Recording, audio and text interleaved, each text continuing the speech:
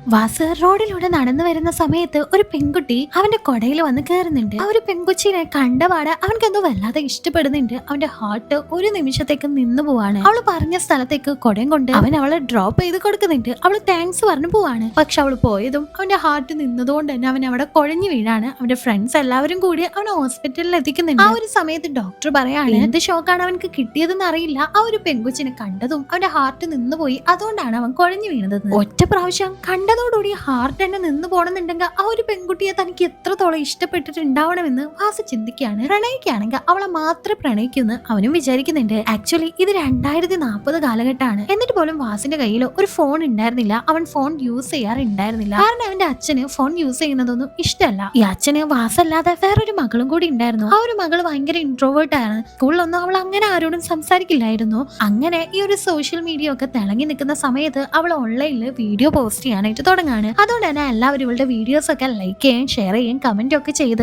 അതാണ് അവൾക്ക് കിട്ടുന്ന ഏറ്റവും വലിയ അച്ചീവ്മെന്റ് എന്ന് വിചാരിക്കുകയാണ്. അങ്ങനെ ഇവള് റോഡിലൂടെ വീഡിയോ ചെയ്ത് നടക്കുന്ന സമയത്ത് അവൾക്ക് ആക്സിഡന്റ് പറ്റി മരിച്ചു പോവുകയും ചെയ്യാണ്. അതുകൊണ്ട് ഒരു മൊബൈൽ ഫോൺ ആണ് തന്റെ മകളെ കൊന്നതെന്നാണ് ഈ ഒരു അച്ഛൻ വിചാരിക്കുന്നത്. തന്റെ മകൻക്ക് ആ ഒരു ഗതി വരാതിരിക്കാൻ വേണ്ടിയിട്ടാണ് ഈ അച്ഛൻ തന്റെ മകനെ കൊണ്ട് ആ ഒരു ഫോൺ ഒന്നും യൂസ് ചെയ്യിപ്പിക്കാത്തത്. ഇപ്പൊ ഓർഗാനിക് വേൾഡ് എന്ന് പറഞ്ഞ ഫോൺ അഡിക്ഷൻ ഒക്കെ മാറ്റാൻ വേണ്ടി ഒരു സംരംഭം ഒരു അച്ഛൻ തുടങ്ങിയിട്ടുണ്ടായിരുന്നു. ഇപ്പൊ സോഷ്യൽ മീഡിയയിൽ എന്തെങ്കിലും വീഡിയോസ് ഒക്കെ പോസ്റ്റ് ചെയ്ത് അക്കൗണ്ടിന് എന്തെങ്കിലും ബാൻ ഒക്കെ കിട്ടാന്ന് വെച്ചാല് അവരെ നന്നാക്കാന്നുള്ള ഉദ്ദേശത്തോടു കൂടി ഒരു 6 മാസത്തേക്ക് ഈ ഓർഗാനിക് വേൾഡിൽ അവർ വന്ന് താമസിക്കാനായിരുന്നു. അവർ വരുന്ന സമയത്ത് അവരുടെ കയ്യിലുള്ള ഫോൺ അവിടെ തല്ലി പൊട്ടിച്ചിട്ട് വേണം വരാനായിട്ട്. സൂര്യ എന്ന് പറഞ്ഞ ഈ ഒരാള് ലൈഫ് ഇൻഷുറൻസ് കമ്പനി എന്ന് പറഞ്ഞ ഒരു ആപ്പ് ഡെവലപ്പ് ചെയ്യുന്നുണ്ട്. ആ ഒരു ആപ്പ് എന്തിനാണ് ഉപയോഗിക്കുന്നതെന്ന് വെച്ചാൽ ലവേഴ്സിനാണ് ഇത് ഏറ്റവും കൂടുതൽ ഹെൽപ്പ് ആവുന്നത്. ആ ഒരു ബോക്സിനുള്ളിൽ ഒരു ഫോണും 2 റിംഗ്സും പിന്നെ ഒരു ചിപ്പ് കാർഡും ആണ് ഉള്ളത്. ഈ ചിപ്പ് കാർഡിലാണ് ഡാറ്റാസ് ഒക്കെ സ്റ്റോർ ചെയ്യുന്നത്. ഈ റിംഗ്സ് ഈ ലവേഴ്സ് തമ്മിൽ ഇടുമ്പോൾ ഇവര് തമ്മിൽ കണക്ട് ആവും. പിന്നീട് ഈ പയ്യൻ എന്താണ് ചെയ്യുന്നതെന്ന് പെണ്ണിനും അറിയാൻ പറ്റും, പെണ്ണ് എന്താണ് ചെയ്യുന്നതെന്ന് പയ്യനും അറിയാൻ പറ്റും. അതുകൊണ്ട് പരസ്പരം അവർക്ക് ചീറ്റ് ചെയ്യാനായിട്ട് പറ്റില്ല. ആ ഒരു കാലത്ത് ആ ഒരു ആപ്പ് വല്ലാതെ ആൾക്കാർക്കിടയിൽ ഭയങ്കരമായിട്ട് പ്രശസ്തി നേടിയിട്ടുണ്ടായിരുന്നു. ഈ ഒരു ആപ്പ് ഇല്ലാത്ത ആരും തന്നെ ഉണ്ടായിരുന്നില്ല. ഇപ്പൊ വാസു സ്നേഹിച്ച ആ ഒരു പെൺകുട്ടിയായിട്ടുള്ള ദീമ